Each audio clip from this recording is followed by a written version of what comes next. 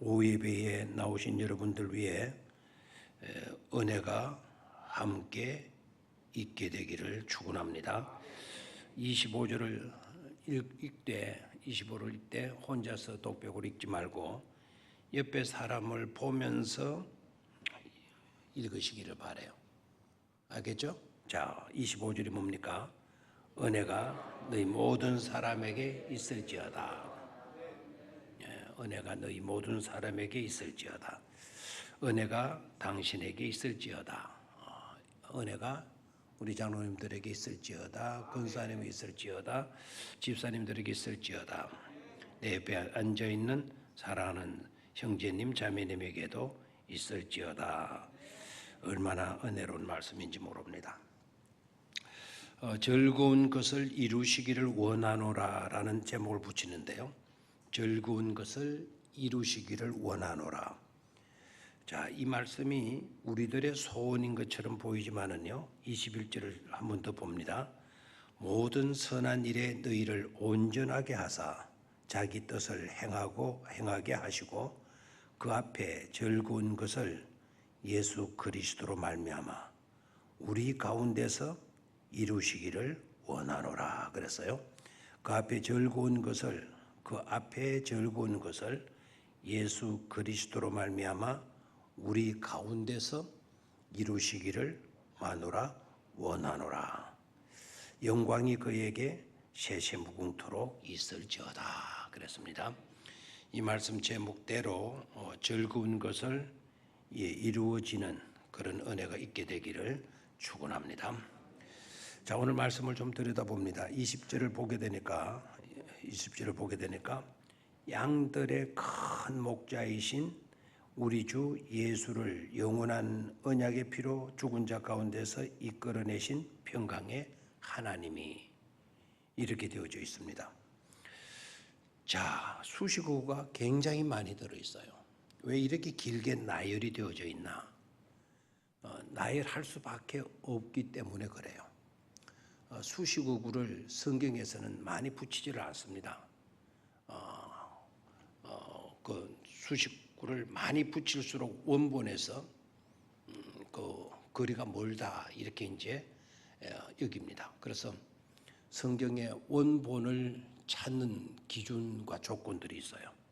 그래서 문장을 딱 보고 수식어구가 많이 붙어 있다면 이거는 나중에 쓰여진 것이거나 아니면 다른 사람들이 모작한 거다 이렇게 평가를 해요. 원본에 가까울수록 수식어구가 적다라는 거예요. 그래서 하나님은 사랑이시다. 하나님은 창조주시다. 간단하게 이렇게 설명이 되어지고 있죠. 근데 이제 이걸 하나님을 이야기하다 보니까 우리는 계속해서 이제 수식어구를 많이 붙일 수밖에 없게 돼요.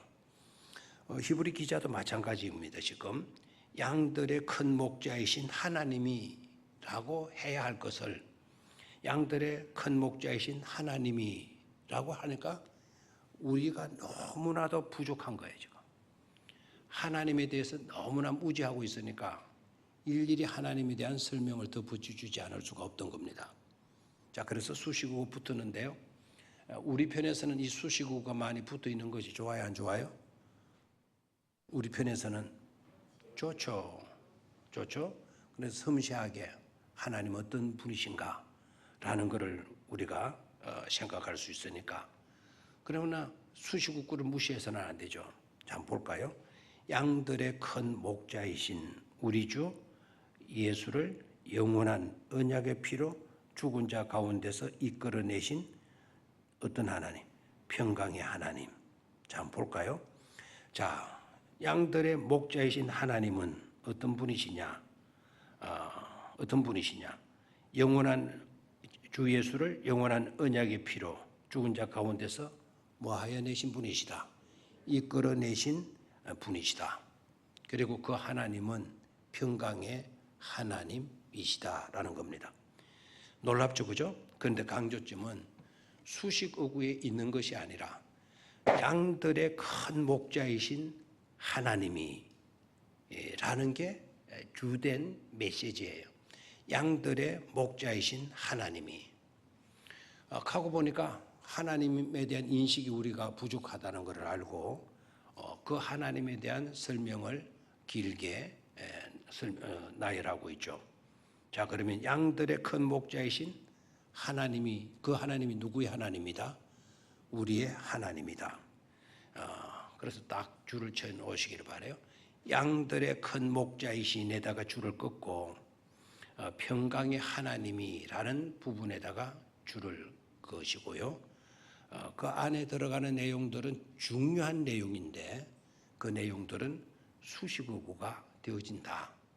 그래서 원래 히브리 기자가 말씀하려고 했던 것은 양들의 큰 목자이신 평강의 하나님이, 그래서 하나님은 우리의 목자이시다.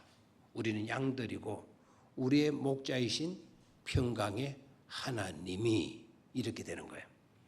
저와 여러분들이 분명히 믿고 고백해야 될 것이 있어요. 하나님은 저와 여러분들의 목자가 되신다라는 겁니다. 우리는 하나님의 뭐라고요? 양이다라는 거죠. 이미 여기에 대한 고백들이 굉장히 많이 있었어요. 주는 나를 기르시는 목자요, 나는 주님의 귀한 어린 양, 그랬잖아요. 그죠? 하나님은 우리의 목자가 되시고 우리는 하나님의 뭐가 되어진다? 어린 양이 되어진다라는 거예요. 그 하나님을 밝히고 있는 것입니다. 자, 우리의 목자이신 하나님은 어떤 하나님이시냐? 평강의 하나님이시다. 여기에 평강이라고 하는 이 단어에다가 또 동그라미를 좀 해놓으시기를 바라요. 이 평강이라고 하는 이 말은 헬라어로는 에이레네예요. 에이레네. 여러분 그 이스라엘 성지순례 하셨을 때 아마 조금 깨신 분들은 많이 이 용어들을 들었을 겁니다. 거기에서는 지금 에이레네라고 하는 샬롬의 인사말에 이어서 에이레네라는 인사말을 많이 사용합니다. 그래서 성지순례 가게 되면, 이스라엘 땅에 들어가게 되면 에이레네라는 말이 굉장히 많이 들려지게 돼요. 다른 말들은 잘 못 알아듣는다 하더라도 이런 말들은 알아들을 수 있어야 되겠죠. 그게 바로 뭐냐면 평화라는 뜻이에요. 평화 또는 평강이라는 뜻인데, 이 평강과 평화가 우리들의 개념으로 평강과 평화를 이해하면 안 돼요. 이 평강과 평화는 예수 그리스도께서 화목을 위하여 십자가에 못 박혀 죽으셨잖아요. 피 흘려 못 박혀 죽으셔서요. 예수님께서 십자가 못 박혀 죽으신 이유가 어디에 있죠? 우리의 죄를 뭐 해주시기 위해다? 사하여 주시기 위해서다. 맞는 이야기예요. 중요해요. 그걸 놓쳐서는 절대로 안 돼요. 그 피 흘림이 없이는 우리는 죄 용서함 받을 길이 없는 거예요. 우리는 회복될 수 없고 구원될 수 있는 길이 없는 거예요. 절망이에요, 절망. 그래서 예수님께서 십자가에 피 흘려 죽으셨다라는 것은 우리에게는 엄청난 축복의 사건이 아닐 수가 없죠. 그러나 그거로만 그쳐서는 안 된다는 것입니다. 예수님께서 십자가에 피 흘려 죽으신 또 하나의 중요한 이유와 목적이 어디에 있었냐? 우리를 화목케 하기 위함이다라는 거죠. 뭐하게 하기 위함이다? 화목케 하기 위함이다. 첫 번째는 우리의 죄를 씻어 주시기, 사해 주시거나 용서해 주시거나 씻어 주시기 위해서다. 두 번째는 뭐라고요? 예수님께서 십자가에 피 흘려 죽으신 것은 바로 뭐라고요? 화목케 하시기 위함이다라는 거예요. 화목케 하시기 위함이다. 이 모든 것이 포함되어지는 것이 바로 뭐냐면 평강이라고 하는 단어예요. 그래, 죄 용서함이 없이는 평강이 있을 수가 없죠. 용서받지 못했는데, 용서받지 못했다면 늘 불안에 떨 수밖에 없죠. 그런데 그 용서가 이루어졌어요. 우리에게 평강의 은총이 주어진 거죠. 그리고 또 하나의 중요한 것이 뭐라 그랬나요? 화목케 하기 위함이다 그랬죠. 원수된 관계 속에 있던 우리가 하나님과 화목되었다. 이웃과 화목되었다. 나와 나 자신과도 화목되었다. 나와 나 자신과 화목이 이루어지고 나와 너 사이에 화목이 이루어지고 나와 하나님 사이에도 뭐가 이루어져요? 하나님 화목이 이루어진 거예요. 심지어 이 세 가지 단계만 있는 것이 아니죠. 우리가 속하여 있는, 우리의 몸을 담고 있는 이 공간, 이 땅덩어리, 자연이라고 하는 그것과도 우리가 뭐하고 살 수가 있다? 화목하며 살 수가 있게 되는 거다라는 거죠. 그 화목도 사실은 화목되었다라는 것은 사실 어떤 관계가 되어졌냐? 우리가 평강의 관계가 되어졌다라는 것이죠. 서로 다투고 있는데 평강이 있을 수가 있습니까? 아직도 불화가 가득 차 있는데 어떻게 평강을 노래할 수가 있는 겁니까? 그래서 평강의 하나님이, 양들의 큰 목자이신 평강의 하나님이, 그 평강은 예수 그리스도의 십자가의 피 흘림으로 인하여서 우리에게 주어진 엄청난 축복의 결과물이다라는 거예요. 예수님께서 십자가 피 흘려 죽으심으로 말미암아 우리에게 주어진 상급이고 결과라는 거예요. 아멘입니까? 자, 그래서 첫 번째는 양들의 큰 목자이신 하나님, 목자이신 평강의 하나님이시다. 우리는 양이고 하나님은 우리의 뭐가 되신다? 목자이시다. 평강의 목자이신 하나님, 그 하나님이 우리를 인도하시고 이끌어 주신다라는 거예요. 평강으로. 아멘입니까? 그래서 예수님은 이 땅에 왜 오셨느냐? 왜 십자가에 못 박혀 죽으셨느냐? 양으로 하여금 생명을 얻되 풍성하게 얻게 하려 하시기 위함이다. 양들로 하여금 생명을 얻되 풍성케 하기 위함에 있었다라는 것을 깨달아야 될 줄로 믿습니다. 그래서 저와 여러분들이 생명을 얻되 겨우 마지못해서 얻는 그런 것이 아니고 생명을 얻되 어떻게 해요? 풍성하게 얻도록 하기 위하는 목자이시다라는 것이죠. 요한복음 10장 10절의 말씀과 그리고 구약 성경을 한번 찾아보실랍니까? 스가랴서 9장 11절을 한번 찾아보시기를 바랍니다. 스가랴서 9장 11절을 찾았는데 두려움부터 왔으면 미안합니다. 평강을 줘야 되는데 스가랴서가 어디 있지? 두려움이 되어졌다면 미안합니다. 구약 성경 스가랴를 찾으려고 그러면 창세기부터 한 장 한 장 옮겨가지고 찾으려면 오늘 밤을 새야 할 겁니다. 그래서 말라기에서 찾아 나가십시오. 말라기에서 앞으로 찾아 나가시면 학계 스가랴 말라기죠. 바로 말라기서 바로 앞 성경을 찾으시면 되겠습니다. 스가랴서 9장 11절을 찾으시기를 바랍니다. 스가랴서 9장 11절. 한번 읽어보실랍니까? 스가랴서 9장 11절 시작.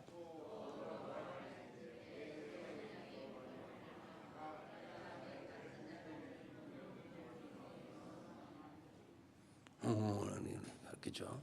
자, 그 마지막 부분에 어떻게 되어져 있습니까? 마지막 부분이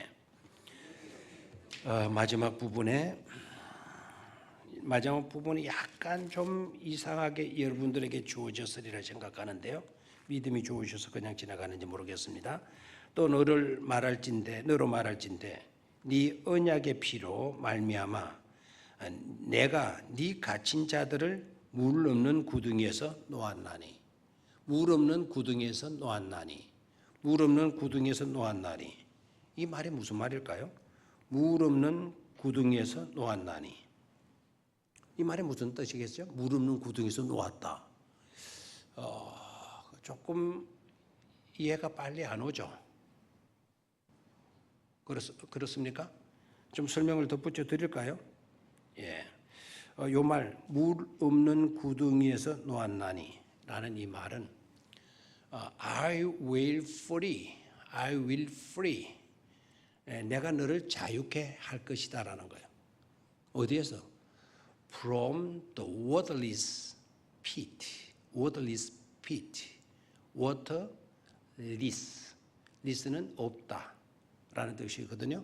waterless, 물이 없는 pit, 저수지에서, 웅둥이에서 내가 너를 자유케 할 것이다 라는 거야. I will free prisoner from waterless pit. prisoner라는 건 갇혀있는, 갇힌 사람을 프리즈는 감옥이라는 뜻이고 이 알은 사람을 의미하죠.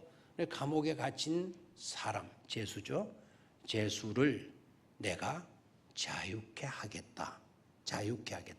놓아주었다라는 말은 자유케 하신다는 뜻이죠. 그래서 구덩이에서 놓았나니 그 구덩이에서 건전 끄집어내어 주어서 자유케 해 주셨다라는 거죠. 뭐가 그렇게 했죠? 네 언약의 피로 말미암아, 네 언약의 피, 약속의 피로 말미암아. 그 언약의 피는 곧 누구의 피가 되겠죠? 예수 그리스도의 피로 말미암아. 죽음의 그 감옥에서 물 없는 것은 지옥을 의미하거든요. 지옥의 곳에서 너를 자유케 해 주었다. 아멘입니까? 그래서 우리는 죄로부터 자유함을 입었어요. 그래서 우리에게는 평강의 은택을 누리게 되는 거죠. 그래서 양들의 큰 목자이신 평강의 하나님이라는 말이 나오면 우리는 아멘하고 가슴이 찡해지는 감격을 느낄 수 있어야 되는 것입니다. 아멘입니까? 그럼 제가 한번 읽어드릴게요. 양들의 큰 목자이신 평강의 하나님이. 너무 찡해가지고 대답을 못하나요? 다시 한번.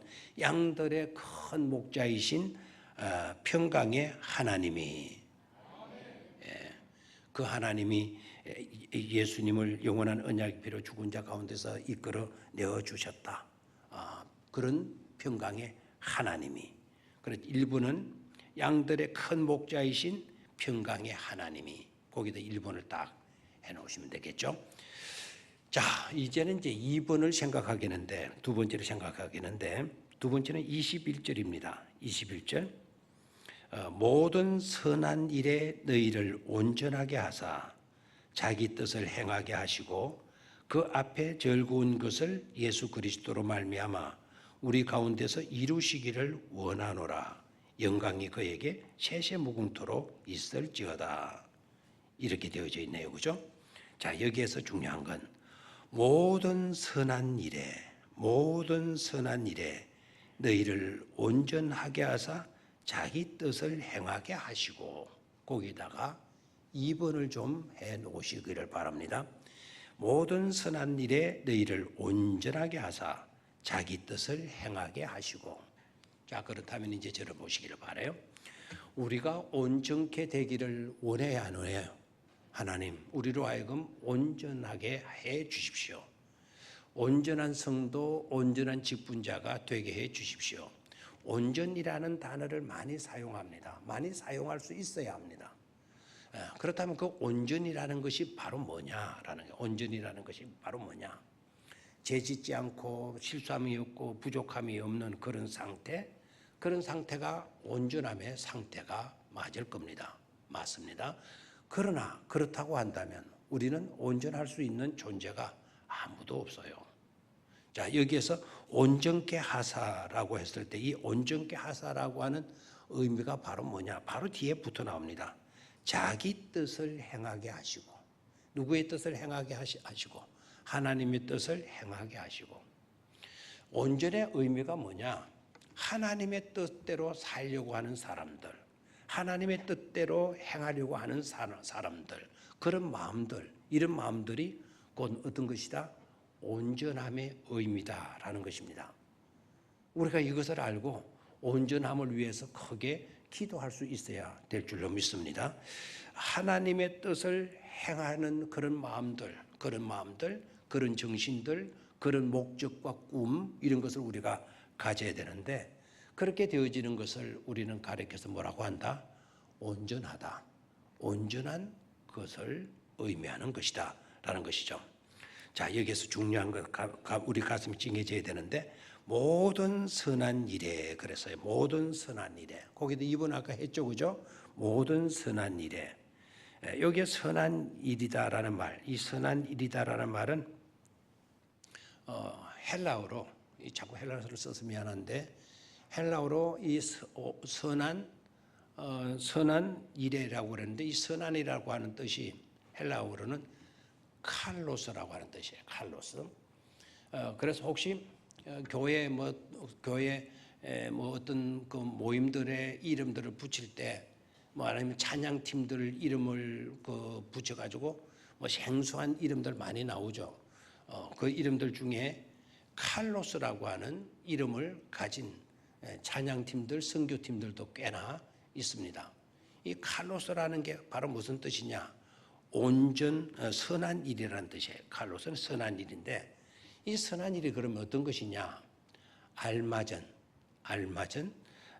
어울리는, 알맞고 어울리고 아주 유용한 상태를 가리켜서 모든 선한 일에 칼로스라고 하는 단어를 쓰게 된다는 거죠. 그러면 이 선한 일을 한번 다르게 한번 읽어볼까요? 모든 알맞은 일에, 모든 어울리는 일에, 모든 유용한 일에 너희를 뭐하게 하사? 온전하게 하사. 아멘입니까? 그래서 하나님의 뜻대로 행하는 그 일에 가장 어울리도록 하사라는 뜻이에요. 그 일에 하나님의 온전한 그 일을 행하는데 가장 어울리게 되는 것을 선한 일에, 모든 선한 일에 라고 하는 의미가 되어지는 겁니다. 너무 심각합니까? 우리 저와 여러분들은 하나님의 뜻을 행하고 살라고 하나님은 구원받은 우리들을 아직도 이 땅에 호흡하고 머물고 살게 하고 있는 것 아닙니까? 천국만이 목적이었다면 우리가 예수 믿고 구원받는 순간 우리를 어디로 데려 넣어야 되죠? 천국으로 데려다 넣어야 되잖아요. 천국만이 목적이었다면 그래야 하나님의 은혜의 하나님, 사랑의 하나님, 긍휼의 하나님이시잖아요. 그런데 예수 믿고 구원받은 우리들을 천국에 바로 데려가시지 않고 아직도 문제 많은 이 세상에서 살아가게 하시고 계신단 말이에요. 코로나로 가고 이렇게 득실거리는 이 세상에서 호흡하면서 살게 하시고 계신단 말이에요. 그 뜻이 어디인 줄 아십니까? 천국은 우리가 장차 들어가서 입성하고 하나님의 나라가 우리 가운데 임하여서 언제나 천국을 누리며 살 수 있게 해 주셨어요. 그러나 천국만이 목적이었다고 그러면은 우리가 믿는 그 순간 하나님 우리를 딱 픽업해서 어디로 옮겨놔야 돼요? 천국에 갖다 놔야 되잖아요. 그런데 갖다 놓지 않고 아직도 이 땅에 호흡하며 살게 하시고 있죠. 이유가 뭐예요? 온전하게 하기 위해서 하나님의 뜻대로 살아갈 수 있도록 하나님의 뜻을 이행하도록 하기 위해서 아직도 이 땅에 저와 여러분들을 호흡하고 살도록 만들어 놓고 있다는 사실이에요. 아멘입니까? 그러면 우리가 이 땅에 호흡하며 살면서 구원받았으니까 천국은 이제 따놓은 당상이니까 이제 죽어도 천국에 갈 수 있으니까 이제 아무렇게나 살아도 되는 것입니까? 아니죠. 뭡니까? 여기 나와 있잖아요. 자기 뜻을 행하게 하시고 우리가 이 땅에 살아야 할 이유는 누구의 뜻을 행하도록 하기 위해서 하나님의 뜻을 행하도록 하시기 위해서 하나님께서 당장 천국으로 옮겨놓지 않고 아직도 이 땅에 호흡하며 살도록 하시고 계신다라는 거예요. 아멘입니까? 자, 그러면 자기 뜻을 행하사 자기 뜻을 행하는 일에 가장 적합하게, 가장 어울리도록, 가장 유용한 하게 일하도록 하시는 하나님이심을 알아야 돼요. 21절 모든 선한 일에 거기다 그 밑줄을 긋죠. 모든 선한 일에. 그 선한 일에라고 하는 단어에다가 아까 제가 말씀을 드렸는데요. 한번 연필 있는 사람 적어 놓을래요? 알맞은, 어울리는, 유용한 이라는 뜻이에요. 하나님의 뜻을 행하고 사는 일에 알맞도록 하나님의 뜻을 행하고 사는 일에 어울리도록 하나님의 뜻을 행하며 살아가는 일에 유용하도록 하시는 분이 누구이시다? 하나님이시다라는 것입니다. 아멘입니까? 그리고 세 번째, 그 앞에 즐거운 것을 예수 그리스도로 말미암아 우리 가운데서 이루시기를 뭐한다? 원하노라. 거기에다가 이제는 3번을 하시기를 바라요. 하나님 앞에 즐거운 것을, 하나님 앞에 있는 즐거운 것을 예수 그리스도로 말미암아 우리 가운데서 이루시기를 원하노라 그랬습니다. 하나님 앞에서 즐거운 것을 예수 그리스도로 말미암아 우리 가운데 뭐 하시기를 원하노라? 이루시기를 원하노라. 하나님 앞에 있는 즐거움이 누구 앞에 이루어지는 거죠? 우리 가운데 이루시기를 하나님이 뭐 하신다? 원하신다는 거예요. 여러분 가운데 하나님의 원하시는 일들이, 즐거운 것들이 예수 그리스도로 말미암아 이루어지게 되기를 축원합니다. 여러분의 삶 가운데. 뿐만 아니라 우리들이 모여서 한 공동체를 이루고 있는 우리 병영교회 안에, 우리 교회 안에도 하나님 앞에 있는 그 즐거움이 예수 그리스도로 말미암아 우리 병영교회 안에도 이루어지게 되기를 하나님은 소원하신다라는 거예요. 자, 이 원하노라라고 하는 이 단어를 설명하겠는데, 그 세상에서 가장 강한 두 가지 열정이 있어요. 두 가지 열정. 거기 먼저 조금 설명부터 하죠. 그 원하노라 밑에 그 화살을 표로 꽂고 헬라 말로 뭐 써도 좋고, 헬라 말로는 원한다라고 하는 이 단어가 카트르티조예요. 카트르티조라고 하는 단어인데, 카트르티조라는 말까지는 안 써도 좋아요. 그건 헬라어로 카트르티조인데 그 말까지는 쓰지 않아도 되는데, 원하노라라고 하는 카트르티조라고 하는 단어가 가는 의미가 뭐냐면 그냥 나 원해, 나 먹고 싶어, 그렇게 됐으면 좋겠어라고 하는 그런 원함이 아니라는 겁니다. 그런 소원이 아니라는 거죠. 이것은 강한 소원을 의미해요. 강한 소원, 반드시 꼭 그렇게 되어지기를 바라는 소원, 강한 소원을 말할 때 카타르티조라고 헬라어 단어를 쓰는 거죠. 그런 강한 소원, 강한 희망. 그래서 우리가 기도할 때 간절히 소원하고 원하고 바랍니다. 간절히라는 말을 쓰죠. 그런데 우리가 정식으로 이제 기도할 때 뭐 어떻게 기도해야 되는 이런 거를 훈련을 잘 안 받았으니까, 제게 이제 시골 교회 같은 경우에는 시골교회 담임하시는 전도사님이 아니면 장로님들이 기도하는 거를 많이 보면서 듣잖아요. 그러면서 이제 기도를 자기도 모르게 배워가는 거예요. 제가 수차 이야기하지만 제가 신학교 다닐 때까지 저도 모르게 쓰던 기도가 있었어요. 그게 뭐냐면 그 캐시마크를 늘 붙이고 살았는데, 그게 뭔가 하면 우리 예수님이, 우리 하나님이 굉장히 무를 좋아하신다는 거야. 무 알죠? 요사이 무 맛있어요, 안 맛있어요? 요사이 무 그거 여러분 보약 먹는 거 못지않게 요사이 무가 그렇게 좋답니다. 그래서 과일도 먹지만 그 잘라가지고 그렇게 잘라가지고 먹으면 물도 많고 그 좋잖아요. 소화도 잘 되고 속도 편해지고.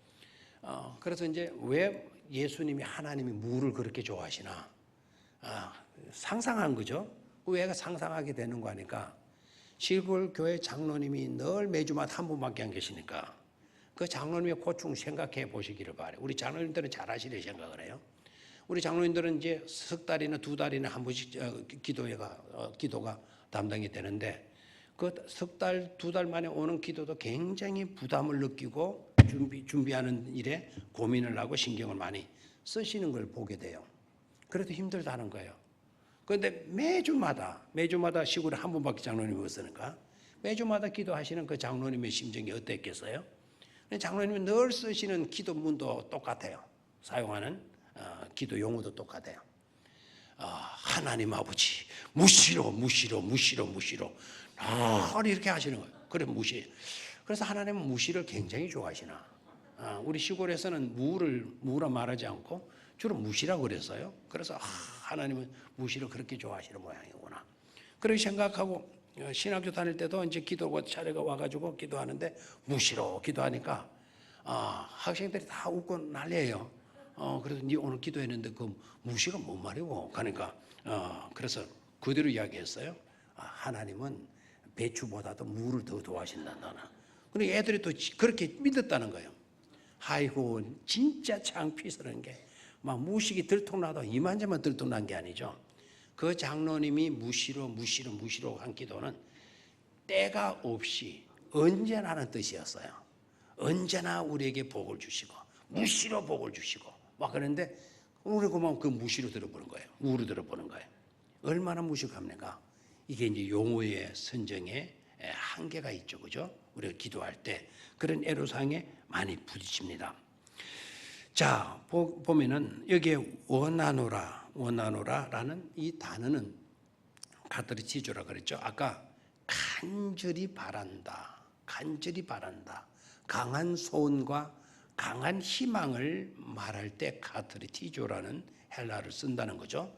그런데 이제 번역할 때 그냥 원하노라라고만 번역하니까 이게 강한 뒤에 소원하는 건지 열정을 가진 소원인지 그걸 우리가 잘 모르게 되는 것이죠.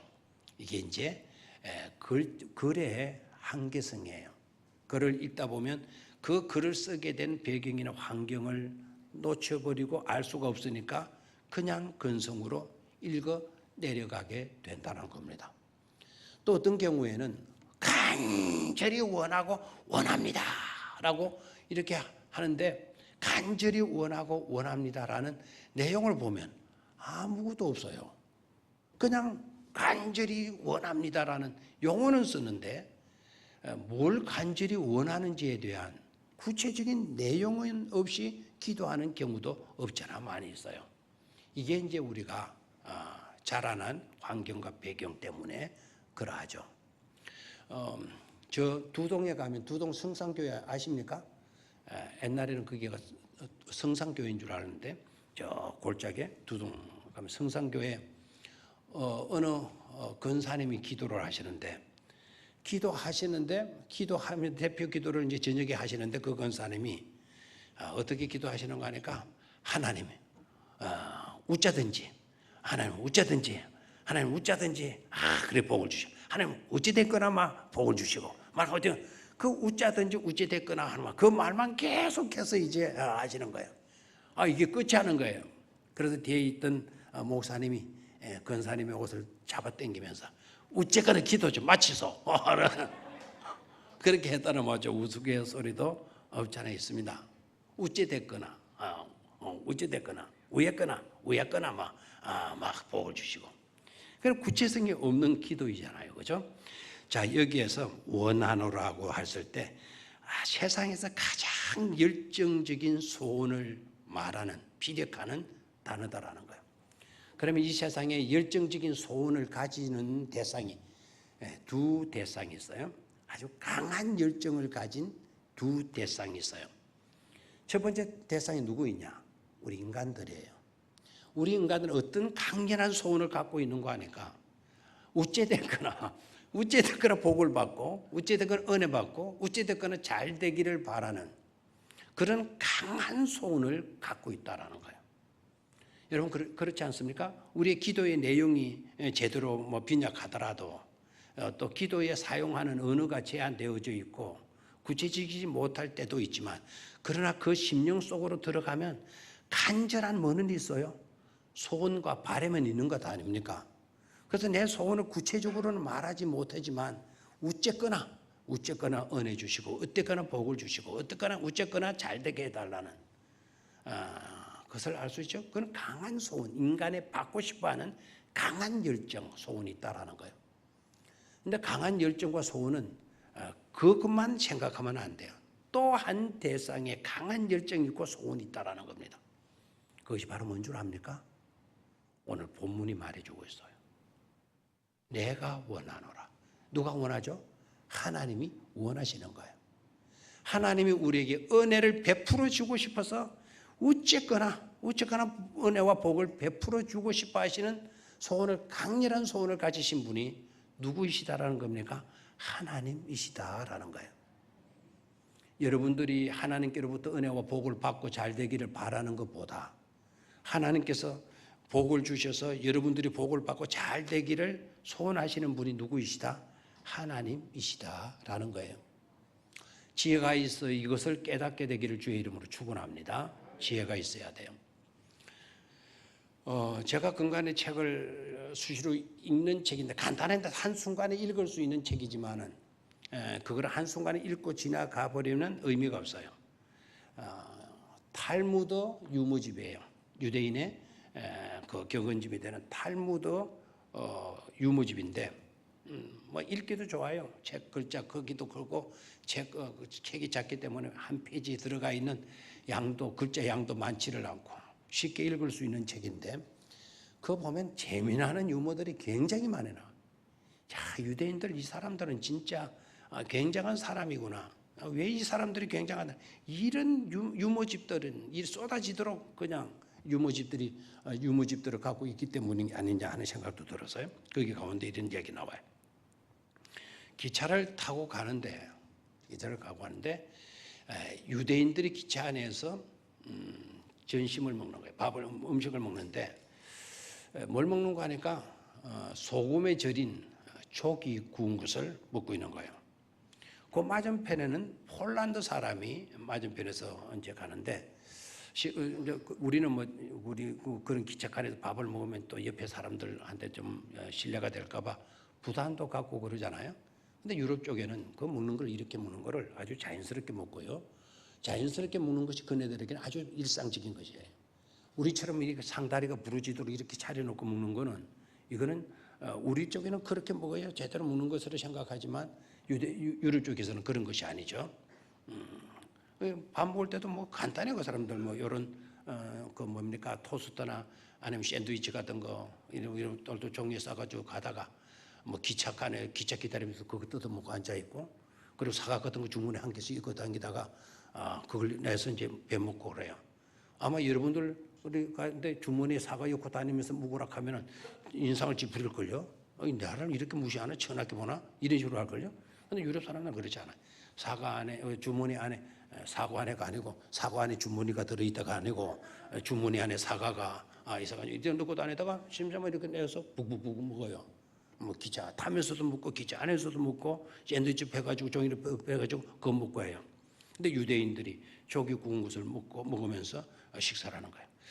옆에 앞에 앉았던 폴란드 사람이 폴란드에도 유대인들이 그리 막 도망쳐가지고 폴란드 유대인들이 굉장히 있거든요. 그 폴란드 여행객이 딱 눈치를 챈 거예요. 야, 유대인들은 머리가 좋은데 저 사람들이 식사법이 어떤가 해서 지켜보고 있는 거예요. 아니나 다를까 이 유대인들이 기차 안에서 밥을 먹으면서 조기를 굽는데 살은 쏙쏙 빨고 먹으면서 대갈배기만 남겨놓고 대갈배기를 아주 더 정성스럽게 종에다가 싸가지고는 그 가방에다가 싹 집어넣더라는 거예요. 야, 조기다. 역시 저 사람들 바로 비결은 저기에 있었구나. 그래서 폴란드 사람이 유대인에게 물었습니다. 여보시오 손님, 방금 식사를 하시다가 조기 대갈배기는 다 5개나 대가리를 모아가지고 종이에 정성대 싸고 가방 속에 넣는데 그거 다 이유가 있죠. 그러니까 유대인들이 약간 당황해서 왜 그러십니까? 제가 듣기로는 유대인들은 머리가 좋다는데 역시 이런 생선 같은 거를 머리를 먹으면 머리가 좋아지는 것이로군요. 그래서 아꼈다가 몰래 드시려고 하시는 거군요. 그렇게 얘기했어요. 유대인들이 황당한 게 유대인들이 그래서 그러신 것이 웃고 있으니까 맞죠? 하면서 그러니까 유대인들이 그래요? 그렇다면 제가 드릴까요? 그러니까 폴란드 사람이 아니에요. 제가 사도록 하겠습니다. 그 귀한 것을 제가 어떻게 그냥 얻을 수가 있겠습니까? 제가 5만 원을 드리겠습니다. 그런 거예요. 그러니까 이제 조기 다 먹고 대갈배기만 남은 거 대가리 하나당 얼마씩 거예요? 얼마나 받았어요? 5만 원을 받은 거예요. 그래 유대인이 그것을 더 받아가지고 더 미소를 짓고 오늘 수지 맞았다. 행복에 겨워가지고 미소를 짓고 있는데 이 사람이 이제 그 대갈배기를 볼가먹는 거예요. 이제 그 자리에서 막 볼가먹으면서 소원이 뭐죠? 머리가 좋아지겠네. 이제 저 유대인처럼 내 머리도 좋아지겠거니.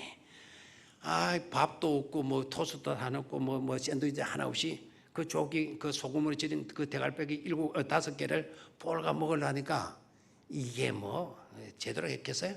그래서 입을 쓱쓱 닦으면서 불만을 한 거예요. 아이씨, 내가 오늘 참 미치도 보통 미친 게 아니군요. 왜 그러십니까? 아니 내가 5만 원이면은 조기 5마리를 생생을 사가지고 살도 볶아 먹고 다 먹을 건데 내가 미쳤다고 이제 이걸 대갈배기를 5만 원 주고 사가지고 이걸 내가 먹고 앉았더니 후회 막심하다고. 당신도 좀 내가 보니 아주 얍삭 바른 사람이라고. 어떻게 이걸 5만 원에 받고 이렇게 나한테 팔았느냐고. 그랬더니 유대인이 하는 말이 뭔 줄 알아요? 역시 보십시오. 당신 소원대로 된 것 아닙니까? 예? 무슨 소원이요? 나는 멍청이다고 생각했는데요. 그 사실을 이 대갈배기를 먹고 난 뒤에 깨달은 것 아닙니까? 근데 대갈배기를 먹고 머리가 좋아졌다. 웃어요? 안 웃어요? 좀 웃으라고 한 소리입니다. 지혜가 있어야 돼요. 지혜가. 자, 하나님은 우리에게 베풀고 싶어서 강한 소원을 가지고 계시고 우리는 하나님께로부터 은혜를 받지 않으면 안 되니까 은혜를 받기 위한 뭐가 있어요? 간절한 소원이 있지 않습니까?